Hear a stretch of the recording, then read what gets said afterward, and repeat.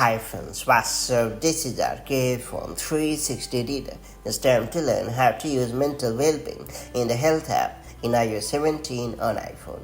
Mental well-being is undoubtedly the biggest highlight of the health app in iOS 17.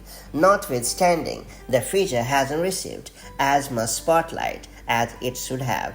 Using this health-centric feature, you can log your state of mind and keep a tab on your emotions and moods to find out the cause of the distress. That said, let's get started. First off, open the Health app on your iPhone.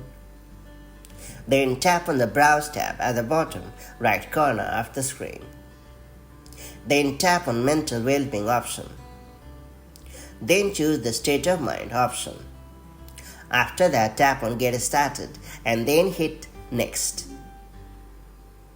You will now be prompted to select emotion or mood.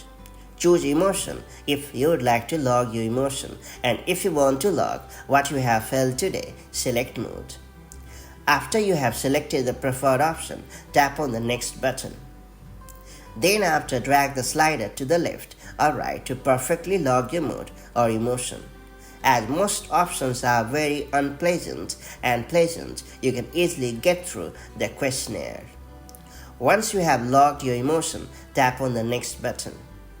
Then describe your feeling and then tap on Next again. If you are not interested in describing your emotions, tap on Skip. Besides, you can also choose regions for your current feeling and tap on Done. To complete the whole process, tap on the Log button to log your state of mind, and that's pretty much it. So that's how you can log your state of mind in the Health app on your iPhone. Now it's time to learn how to view log moods and emotions in the Health app on your iPhone. To do so, open the Health app on your iOS device and then tap on the Browse tab at the bottom of the screen. Then select Mental Wellbeing. After that, select State of Mind. On the screen, your state of mind logs for the current day will appear.